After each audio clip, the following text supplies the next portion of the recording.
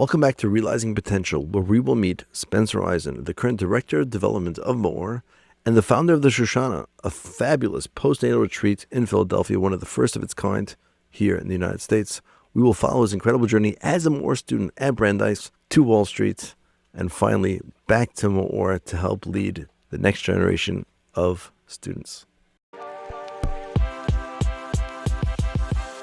Welcome to Realizing Potential, where we explore self-actualization through the journeys, perspectives, and transformative insights of Jewish leaders across the globe.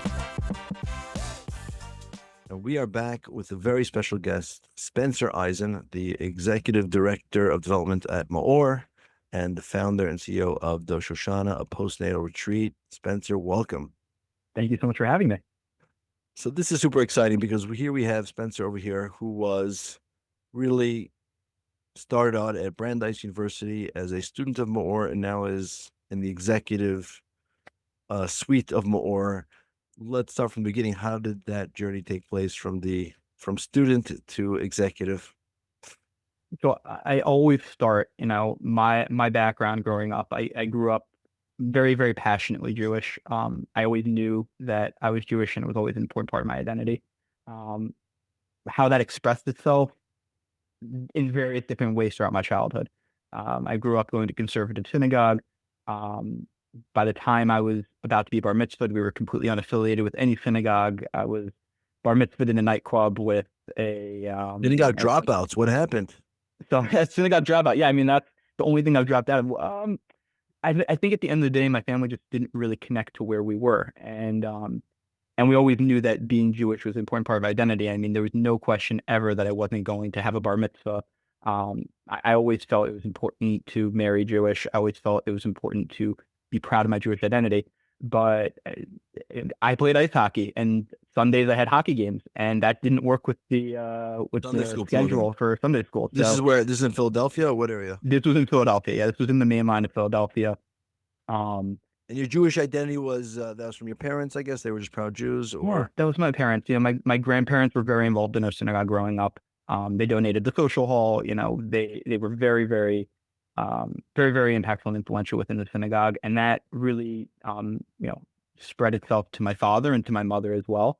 And growing up, again, it was always part of, this is who you are, this is your background, this is something you need to be proud of. And I don't think I really second guessed it, and felt that it was something that was like unusual. Like, okay, I'm Jewish, and I lived in the area where there was a fair amount of Jews as well. And so just being Jewish was like, okay, something that's different, but something that's important. I didn't really know what that meant, but when you're 7, you're not really asking the question of why that is important or what it means. You just know, you're told by your parents, it's important, and so it is. So that was really growing up. And then by the time the bar mitzvah nightclub was a success, I was told it was the second best bar mitzvah for the year, and the first best bar mitzvah was the first was at Citizens Bank Park, so that was hard to compete with. That is tough. Okay, that's a high bar right there. Yeah. So, but it was again, it was incredible. But again, also like there was a lot of the bar mitzvah was about being proud of being Jewish. It wasn't really, as I look back, it didn't have much to do with any Jewish cultures or customs that you were. Remember what parsha was? All I know is that the parsha that it was not the parsha of the week. That's for sure. Oh, you got to pick and choose. We got to pick and choose. It was. What would you pick? What did I pick? I think it was Nassau, but I'm not entirely sure. Oh, fine pick. Interesting pick. Okay, you went for length. I guess it was more like given to me. I think it was like, this is your grandfather's bar mitzvah parsha, since this is the one that you're doing. And just like, again, a fun story behind the bar mitzvah that I always love to tell is that, so me and my brother had ours together. What we did know was that you had to be at least 13 to have your bar mitzvah, but that we didn't realize at the time, but bas mitzvahs are at 12. And so even though in our circles, bas mitzvahs really at 13, but because my brother was 12 and we wanted to do it together, so I was 13 and a half and he turned 12 and we had it together. And when my mom went to go get the invitations printed, she goes and she says, my 2 sons are having their bar mitzvah together. So I needed to say bar mitzvah of Spencer Isen and Cameron Isen. And the lady working at the Pirates at the time, I believe it was, It was like, oh, no, no, no, no, no. In Hebrew, you have both singular and plural. And so you don't have to use the plural if you're having two people having the bar mitzvah together. And so all our invitations say Spencer and Cameron's Benot mitzvah because she didn't realize that there's also genders. The last one she did was two girls. And so we actually found pictures of that pretty recently and we had a good laugh about it. But, That's but just that's in a nutshell where we were. got it. Okay. So yeah, your bar mitzvah, and was that kind of more of a retirement ceremony or an actual initiation ceremony at that point? It was definitely a retirement ceremony towards the traditional parts of our Jewish identity, at least mine. But it was an initiation ceremony towards our focus on culturally being Jewish. And so from that point forward, I think I took a real interest in Holocaust studies and Israeli studies. I became very interested in learning more about the Palestinian-Israeli conflict specifically. In 10th grade, I wrote an entire research paper on the Palestinian-Israeli conflict, which is really where I learned my basis of what was going on there. But from a traditional perspective, I mean, there's things that I thought that I learned that like I never would have learned if I went to like conservative day school. That like then I tell my dad, who's not religious, and he's like, "Oh yeah, no, like I know that," because it's something that I never got to in my educational journey. So I would always say again, I was probably relative to the average population, in like the total Jewish world, I was probably a B plus A minus student when it came to Israeli studies and Holocaust studies, but I was a F student when it came to what I should know from a traditional Jewish background of the religious practices and what services look like and things of that nature. Amazing. And I assume, connecting at least to that side of your Jewish identity led you to Brandeis. Was that a big part of your Yeah. decision? So I went to boarding school for high school, and while I was there, I was one of so I in elementary school and middle school, I was I went to a school that's probably 20% Jewish, so it was very normal to be Jewish. And then I went to boarding school where I was one of four Jews, Out of how and many? out of 550 people, so a Nice. little under Okay. 1%. Definitely Um, minority right there. sorry. Minority status. Oh, that's for sure. That's for sure. Although Now I they were have to treated I have fairly, to ask, but one of those four Jews end up as class president? I just have to ask. did one of those Jews cut? So I will tell you that one of those four Jews was my brother. He ran for class president, and he was I will say that had people who wanted him, who loved him, wanted him to be class president, and then there were a bunch of people who didn't like him. For doesn't matter the reason, but had he won the initial senatorial race, he would have been class president. But because he couldn't get the senatorial race because the votes were fragmented into many different directions, so he didn't get the class president election. But he was close. He would have gotten it. Okay. All right. That's fair enough. That's, Um, but so I was one of four Jews, and again, like I didn't know what Sukkot was. The reverend at the school came to me and said, "Do you want to build a sukkah?" And I was like, "Jews build sukkahs, so I'll build a sukkah." I didn't know what that was. And then he brings me some tarps and some chach or hay at the time, right? And we built a sukkah. And I then decided to eat in the sukkah for a couple of days. I didn't know what was going on. At the same time, my family started going to Chabad in the area, and it was the first time we were like, "Wow, there's something real here. There's something going on. There's something more than just cream cheese and lox." And this rabbi has something deep and powerful and meaningful to say and to express, and is expressing the Torah in a deep and meaningful way. And it was the first time we looked around and like, there's something going on here. I'm not sure what it is. At the same time, Friday nights, I was going to Christian Bible uh, classes at the boarding school and was and were those learning. intended to try to convince you, or was just part of the curriculum that? No, those were totally optional. Totally optional. Just decided to go. Some friends went. I was always interested in learning more about other religions and cultures. Um, What stuck and out for you from those classes? what did I take out from those classes? I think I took away a better understanding of why I was passionate about being Jewish, which was, I'd say, there was a part of me that felt there like I was learning, but I was also an outsider, and I felt that a lot at that school. Right?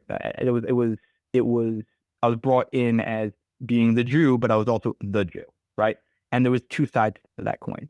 And so as I was there, and they were thrilled to have me there because it was again, it was to bring people closer to Christianity, and having a Jew there who was interested in learning more was, Ultimate prize. ultimate prize, right? And so I just enjoyed being there and learning and seeing what was going on.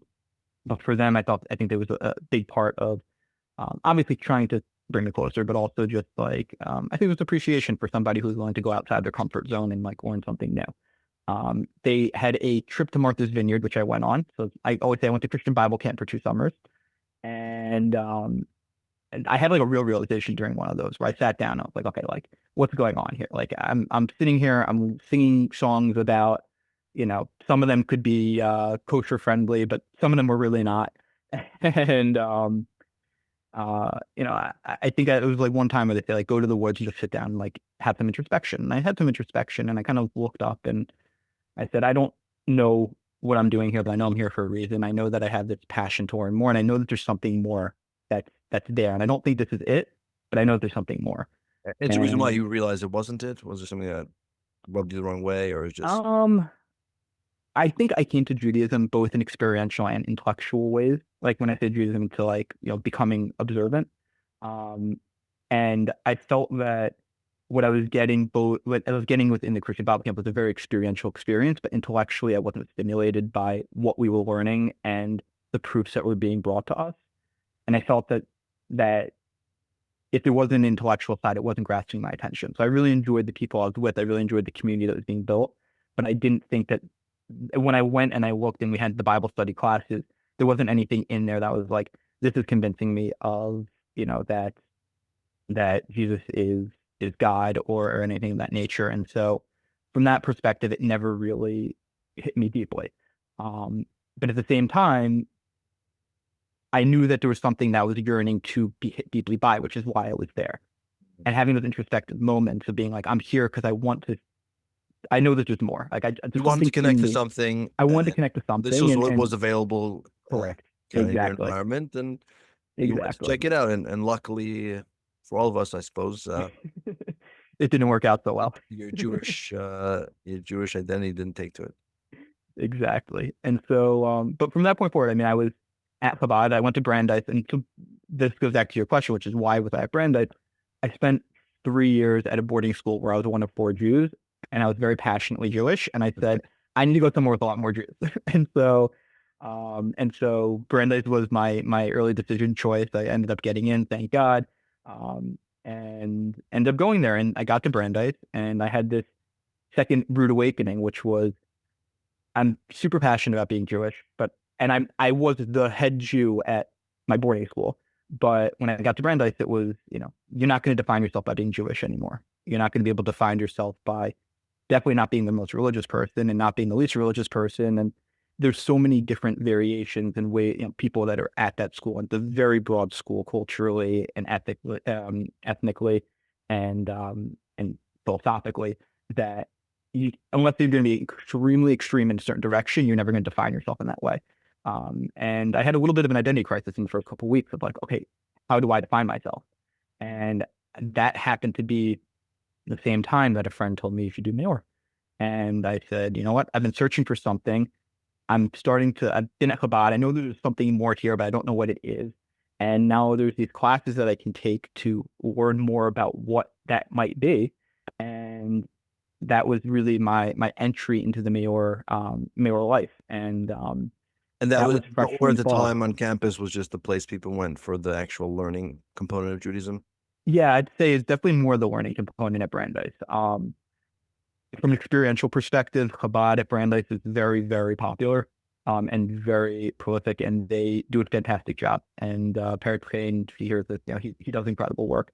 And so, especially because there's no Meor rabbi who's living on campus, it doesn't have the same cultural or the same experiential experience, I guess, to use a word to describe a word. But the reality was that once I got involved with Meor, the experiential part ended up being really, I think, the trips in the community that was built outside of that. Moor's vision is to create a vibrant Jewish future led by a new generation that is literate in Jewish wisdom, culture, and heritage, inspired by a deep personal identity, committed to strong Jewish values, and engaged in Jewish community, civic life, and support of Israel. You can find a link to donate in today's show notes, or head to moor.org/donate to help Meor inspire, educate, and empower the next generation of Jewish leaders. And so when I was actually on campus, it was really focused primarily around my weekly learning with the rabbi, my Maimonides program, the different friends that I had, and I did get involved in other programs thereafter, like JLIC on campus and Chabad. I became very involved with both of those to create that community on campus beyond just Meor. But Meor was really the entry gate into And the learning kind of fueled your passion for these other absolutely, endeavors. yeah. And was the learning at Meor initially kind of a breath of fresh air after what you experienced at Bible camp? Was it similar, different? How would you compare them? I think it was different. There was, number one, a lot that I learned that I was just like, oh, that's Judaism. Like, I didn't realize that's new. It wasn't new, obviously, but to me it was new. I think that was one part, and the other part was that I grew up actually in a very Jewish area, and there is actually an Orthodox population there. But other than the Chabad rabbi I met, which again I didn't relate to from a growing a beard, keeping Shabbos, keeping kosher perspective. I just related to it like he's a nice person who I enjoy spending time with. But I never met like a Jewish professional before. And being in the Maimonides program, being able to meet Jewish professionals who were normal, down to earth, had similar careers to what I would want to do, or at least the careers were super interesting. You could see somebody wanting to do them.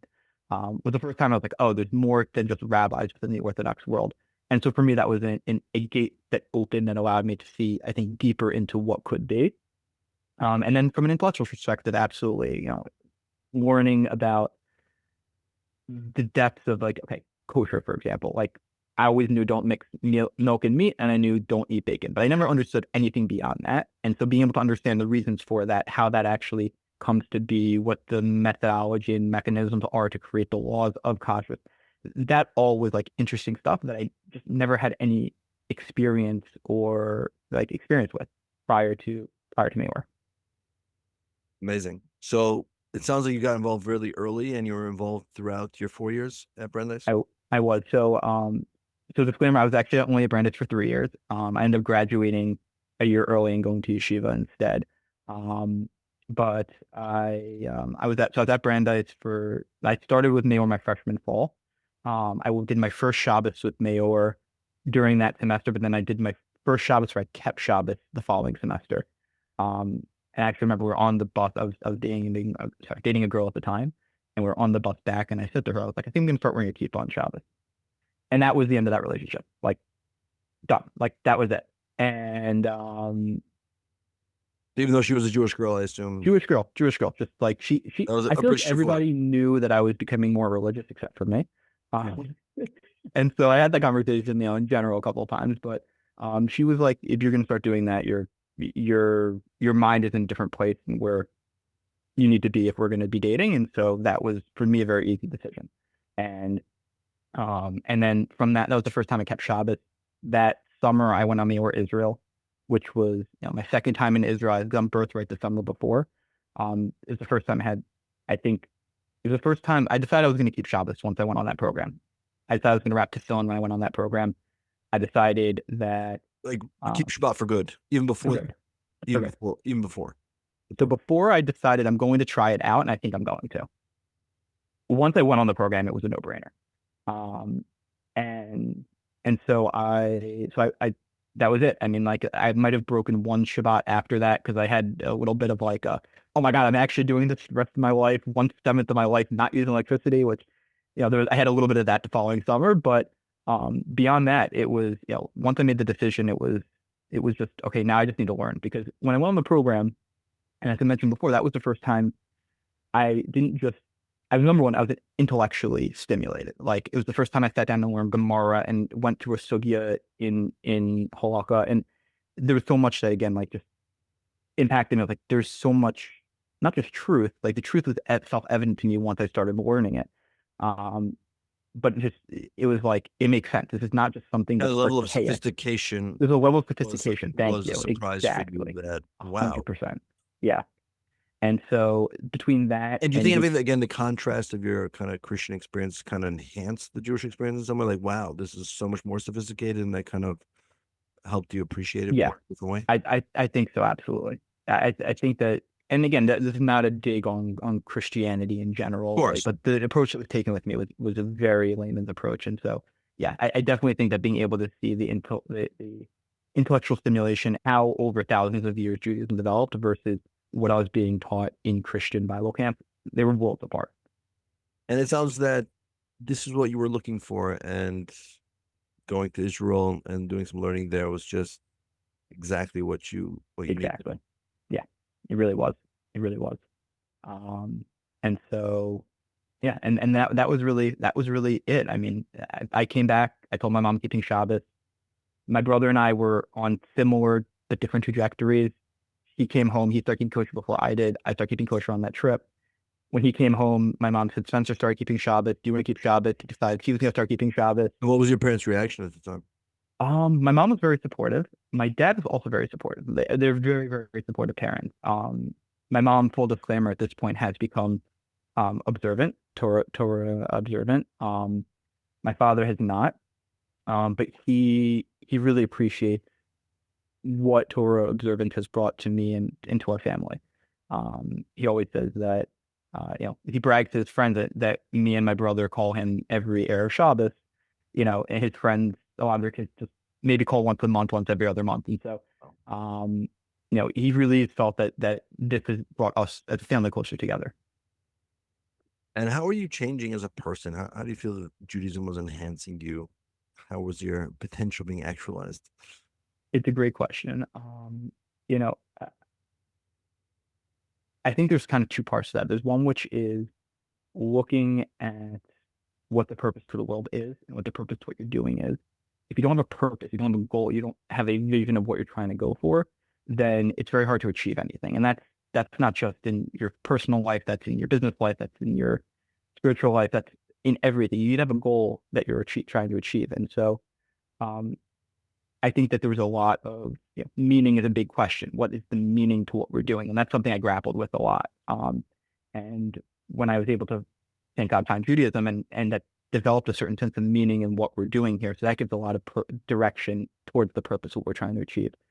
And then a lot of just self-introspection, understanding who you are, what are your strengths, and how are you going to then bring those down to the world to achieve that purpose that you now determined is what needs to be effectuated in the world. Amazing. So one thing is to kind of dip your toes in Judaism, maybe become a little more observant in college. Another thing is to say, you know what, I'm going to halt my life for a year and go off to Israel. How did you come to that decision, and what was that like? Very good question. We How did I come to that decision? I think it just became self-evident over time. I was becoming more observant. I was learning more, and the more that I learned, the more that I realized I didn't know. And I knew that I wanted to be able to provide the foundation, not just for me, but for my kids and for generations to come, of what authentic Torah Judaism looked like, and to be able to pass that down to my kids, and again to their kids and to their kids.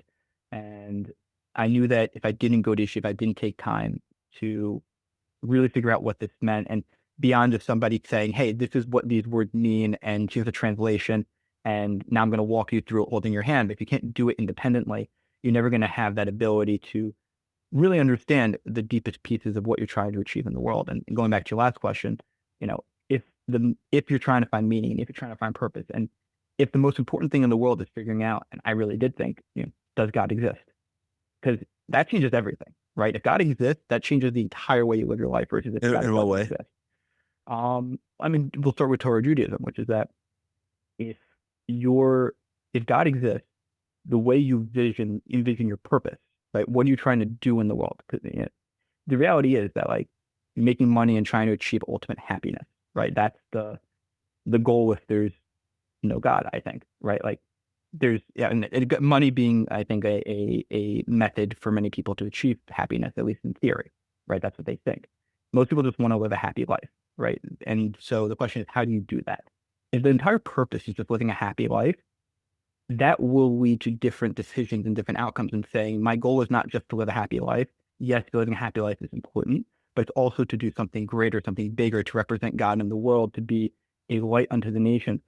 How does that now affect and influence the decisions that I'm going to make the rest of my life? And that's in itself a very important question of just what you're going to do with your life, right? Like, I'm sure we'll get to, like, I'm working for Meor now. Like, that's not the highest paying job in the world, to be totally frank.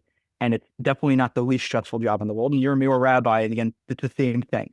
And so I think being able to say, what I'm doing is so much bigger than just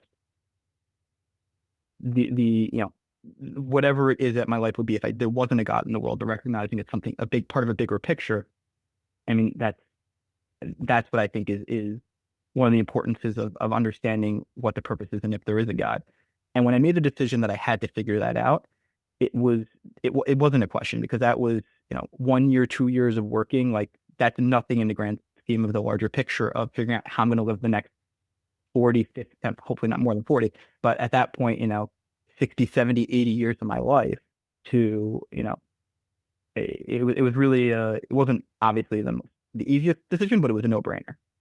Got it. You just saw that taking a pause now to make sure you know where you're going in life trumped rushing into something that you might not enjoy it without having the bigger picture in mind. Correct. And obviously having a picture in mind, as you said, changes how you live your life, how much energy you put into things, what you put your energy into. Absolutely. Based on that context. So you went for 2 years to Israel. How long did you go? So I actually went to Israel for a year, and then took a year off in between and went to graduate school at WashU in St. Louis to get my master's in finance. WashU, let's go. And then actually during that, I spent half a year at IBC Herzliya in Israel. And then the following year, I went back to Israel for my second year. Amazing. And obviously WashU was a much better experience than Brandeis, I assume. Obviously. It's a no-brainer. Okay, so you did your second year after that. And how does year 2 compare to year 1? It's a totally different ballgame. I come from a real estate background, so I used to always say that year 1 is about creating the foundation.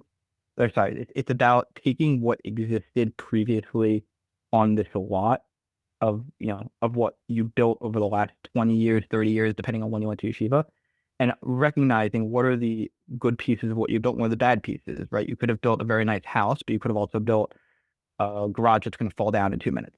And you have to figure out what makes sense to keep and what doesn't make sense to keep, and create a solid foundation. Solid understanding of what that lot should look like. The second year is about creating the blueprints of what you want to build and how you want the rest of your life to look. Do you want it to be a skyscraper? Do you want it to be a retail center? Do you want it to be a multifamily housing? Again, I'm getting very real estatey here, but the point being that it's about really trying to figure out not just, the foundations, but really what you want to achieve. And then the rest of your life after that, we call year 3 on, is about building that building. That's your life. And so unless you have the ability to take a step back, recognize what's good and what's not good and what you've built so far, and then take the time to realize, what do I want to achieve moving forward, which is your year 2. That's the only way you can then, from year 3 on, focus on, okay, now I'm going to achieve that. Yeah, it makes a lot of sense. That obviously is a big transition just to go into a different environment. It's going to be hard to really get full clarity in the first year, is kind of getting your bearings, and year 2 is, okay, I have my bearings now. I know what I want out of this. And after your year 2, where did you go from there? After year 2, so I actually started dating my wife while I was in my year 2. We got married as soon as I finished that second year. And then I moved directly to New York City. I started working at a company called Meridian Capital, which is, was up until recently the largest mortgage brokerage firm in America. We're closing north of $50 billion a year in loans. I was working on one of the top producing teams there, having incredible experience. And I was there for about 5 years, really learning from the best of the best in the business.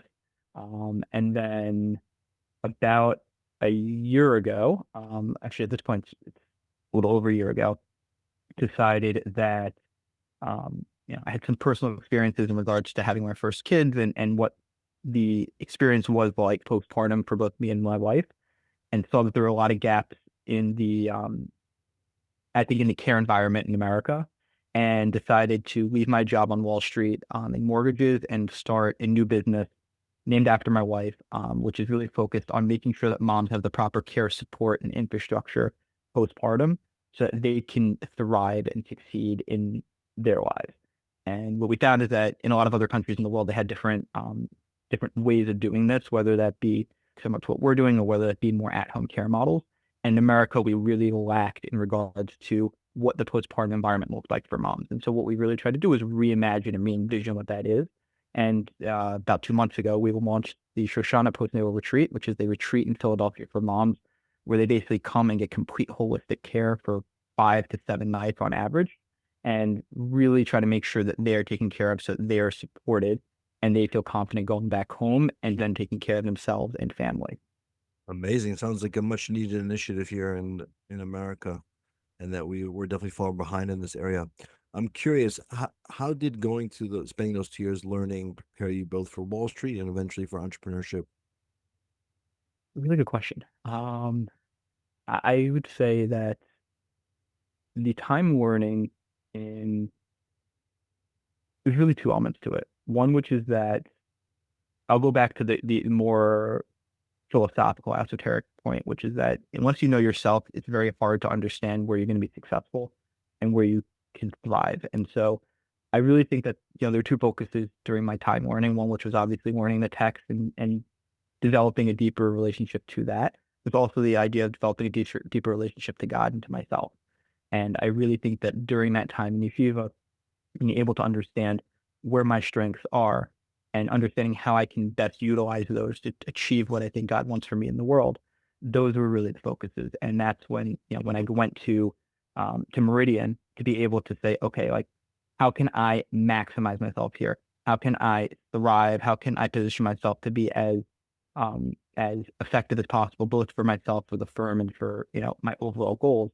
And I And when you say looked maximize, you mean focus, just work-life balance? How would you say maximize? What does that mean to you? I think it's a good, it's really all of the above. But specifically within the work environment, how do I take my skills and leverage them to be as productive as possible at Meridian, right? And how do I position myself within the firm to try to make sure that those skills are being taken advantage of at the firm so that we as a firm can achieve more? And Meridian is, again, there's a lot of different pieces to it. They are an incredibly philanthropic firm. And so, yes, there's a financial consideration for sure whenever you're talking about, the private sector.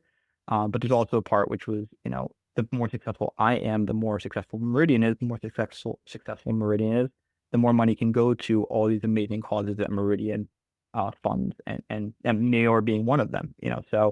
Um, so I found that to be very important. And that also gave me a certain level of feeling of purpose within what I was doing, even within the private sector. Um, Once it came time to consider leaving Meridian and going on my own entrepreneurial spirit, that's where that really comes to fruition, which is, okay, now I've developed a certain skill set, but now I also know that these are some skills and skills that I have that I might have not developed at Meridian, but I know I'm very strong in, and I can now leverage those moving forward. Um, I think just that level of self-awareness is extremely important. And then obviously there's a certain level of intellectual rigor that happens within the yeshiva system. And I don't know if I can say like this explicitly is how it translated, but I do know for certain that intellectual rigor keeps you sharp and keeps you engaged. And that's definitely something that no matter what you're doing throughout time, if you continue to try to create those connections, and you're creating more connections, intellectually, they do serve you. And again, I can't give you a specific example, but I can just say that they for sure help. Amazing. And for entrepreneurship, which is kind of heading into unknown territory and super stressful and a lot of responsibility, how does that help? How does that help? I think there's a certain flexibility in being able to look at many different opinions, many different. And we read a Gemara, and it's the old joke, right? 9 Jews, 10 opinions, right? And so, being able to keep a very open mind and seeing many different paths and ways of looking at different situations and seeing, oh, this, again, not always directly comparable, but these three rabbis looked at it from completely different directions, and how we bring those different ideas together to create one unified vision, right? Running a business, you have many different voices speaking to you. How do you bring those together to create a unified vision? Because we all want to achieve the same thing at the end of the day. We just have different ways of going about it. So that's, I think, a big part of it. And then also understanding, okay, where do we how do we understand the good ideas from the not good ideas, and how do we differentiate and then bring those to fruition? So there's a lot of different parts of it. You can go through a daf of Gemara, and I'm sure I could bring an example from every daf of Gemara. So it's yeah, So basically, the way the thinking process is really what helps yeah, guide you in creating a business and having that mental flexibility and whatnot. And so this is obviously for most people, most normal human beings, taking on a project like the Shoshana would be all consuming, full time, morning and night, especially after having twins, I understand. And yet you also decided around the same time of building this company that you wanted to give back to Meor. So tell us a little bit more about your work there and what you're working on. yeah, absolutely. So it really started the conversation after October 7th with Rabbi Gershenfeld, who runs Meor, and he's my Rebbe, and he reached out to me and he said, Spencer, I reached out to him after October 7th, and we started a dialogue of like what Meor needs and how I can get involved. And about 3 or 4 months later, he reached out to me and said, Spencer, we can talk about all these different things, but what Meor really needs right now is for somebody to come on board and really help take some of the financial responsibility off his and Debbie Kodish's shoulders and help them with fundraising, especially as we're having such an influx of student demand. At the time, it was we as I wasn't part of the organization yet, and he said to me, Spencer, I want you to come on board and be our director of development and help with fundraising and help with developing our overall strategic initiatives within Meor. And obviously, I was very flattered. I was already starting working on the Shoshana at that time, and it was in its infancies, but it's definitely something that was on the horizon. And I really decided that everything going on in the world, other than my personal feelings of being able to give back to Meor, which gave me so much personally, but also at the same time being able to say what's going on in the world right now, what's happening on college campuses, what Jewish students need is that connection to understand why is it important to be Jewish, right? It's never a question that's been thrown in your face before, that's thrown in your face right now. You have to just not be asking questions, not ask the question, why is it important? And so that I'm sure you're seeing it at Harvard, and I know we're seeing it at many campuses across America, which is students asking those questions and being able to provide the opportunity for those students to have those experiences and have those opportunities and have that intellectual stimulation to see what Judaism authentically, historically has been, is really part of what got me involved. And, thank God it's been incredible so far. It's an incredible team to work for. Rabbi Gershenfeld's amazing. Debbie Kodesh is amazing. The whole national team's amazing. The rabbis on campus are unbelievable. Incredible amazement for each and every one of you. But that was really it. It was a conversation that led to longer conversations of just understanding this is what's needed right now, and we all have to find ways to give back. I always say that you don't know. You can always say I'm going to do something later, but the only thing that you have certainty on is right now, and you don't have certainty on later. And so there's a point where I always thought I was going to hopefully make a lot of money and be a big donor to Meor and donate some of my time. But when Rabbi Gershon came to me, I basically had the realization of if not now, when, right? And I don't know that. I don't know what's going to happen in 10 years, 15 years. I do know what I can do right now is try to be supportive of Meor and try to do everything I can to make sure Meor has the resources and infrastructure to be successful in its mission of illuminating the Jewish world and illuminating the Jewish population of students on campus. That's a beautiful point. I mean, I think most of the people I speak to, that's kind of the vision. Okay, make a ton of money. And then once that happens, of course, I'll give it all back and Right. be influential. And I think it's a beautiful realization that, we can be influential in different ways. Money's not the only way. And part of it, what you're doing, and maybe the toughest job is, okay, yes, making money is hard, but, helping others give the money is maybe even the hardest job. And taking that on and trying to influence that way is really an incredible perspective. Appreciate What it. are some of the roadblocks are you finding as you try to create awareness of more and trying to increase the funding? Yeah. Look, I'd say that the biggest roadblock is that the Jewish world and the Orthodox Jewish world specifically is so generous, so philanthropic. gives so much money away to so many amazing causes that sometimes you find some donor fatigue. And it's completely understandable because when you're giving away so much money to so many amazing causes, there's only so much at the end of the day to go around. So, that's one part. And the other part, which is kind of a offshoot of that, is that there are so many amazing causes to give to. And especially post October 7th, right? Like people are giving to Zaka, people are giving to FIDF, people are giving to the local communities in different ways, right? And so I'd say we've really, I think, positioned ourselves at Meor to show that there is a fight that's happening in Israel. There's a war happening in Israel right now, and the IDF is doing incredible work, and Zaka is doing incredible work. And I don't take anything away from all these amazing organizations, but there's also a battle that's happening today on the college campuses, and there's two levels to that battle. There's one which is that if we don't have strong Jews who understand why they're Jewish and have a strong understanding of the Jewish identity on campus, then there's no countervailing voice. And all those students who are not the 20% crazies and the 20%, maybe say 10% loud Jews on campus potentially, that other 80% or 70% is going to be influenced by what they hear on campus. And again, I see it in everyday life. People who don't have an opinion on Israel Palestine, don't have an opinion on any of these different ideas, but they just know what they heard in the news. And if you don't have a strong countervailing voice, that's it. So that's kind of spot number one. That's part of the battle. The other battle is the battle that I think we've been dealing with for a while, which is different Jews not understanding what the importance of being Jewish is. And so you see over generations the degradation of what your Jewish identity is. And if you don't tap into that in a deep, meaningful, powerful way, over time, people just fall out of what would call the Jewish world, the Jewish network, identifying as Jewish. And so I think a big part of what Meor is doing now is taking an opportunity that's happened where students are trying to figure out why this is important, which is not something that happens every day, not something that happens every year, and potentially something that only happens once a generation. And going to these students and explaining to them, answering their questions of why it's important to be Jewish. And that in itself means that in the long term, we have a stronger, more unified Jewish community. Yeah, beautifully put.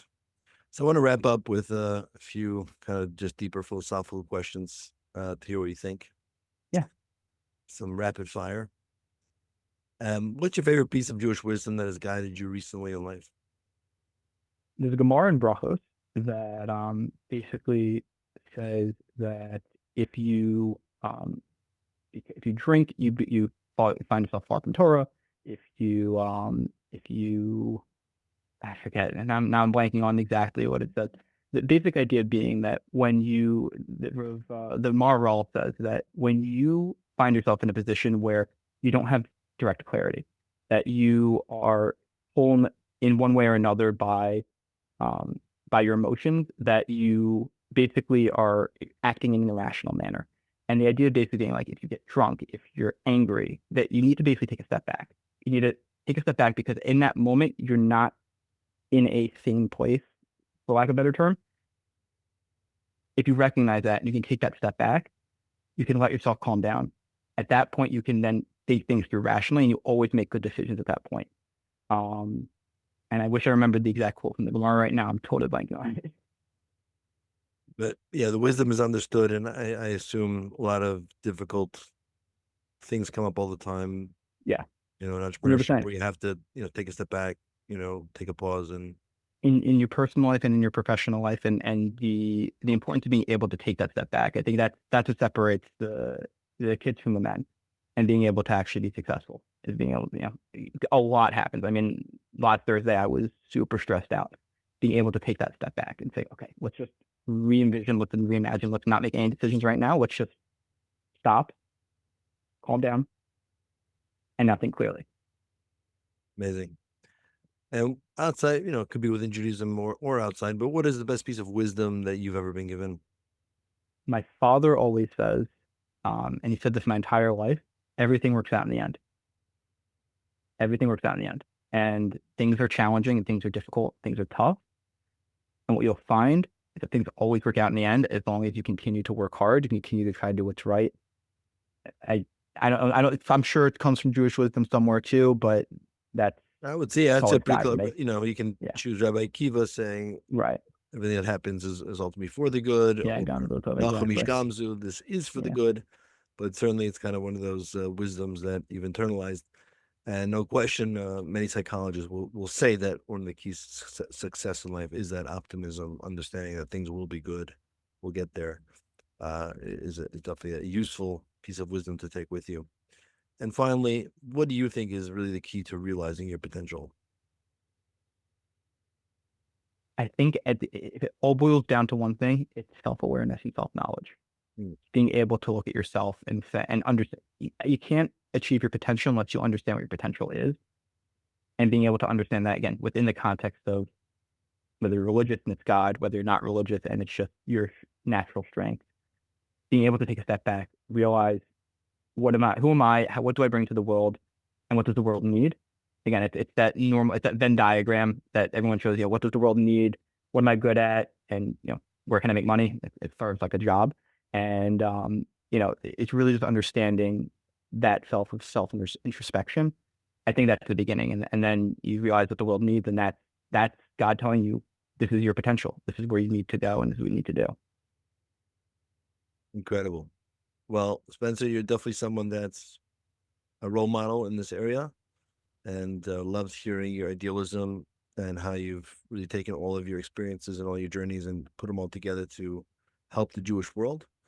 And you should continue to have tremendous success in this area. And we really appreciate your, I don't know how you have time to speak to us, but we appreciate you taking the time to speak to us and giving us a roadmap for others to how to construct a really well lived life at such a young age. First of all, Behin Lamar, thank you so much. And it's been a pleasure speaking with you and everyone who's listening, and wishing you just all the best and looking forward to continuing to work together to strengthen the Jewish world. Amen. Thank you so much.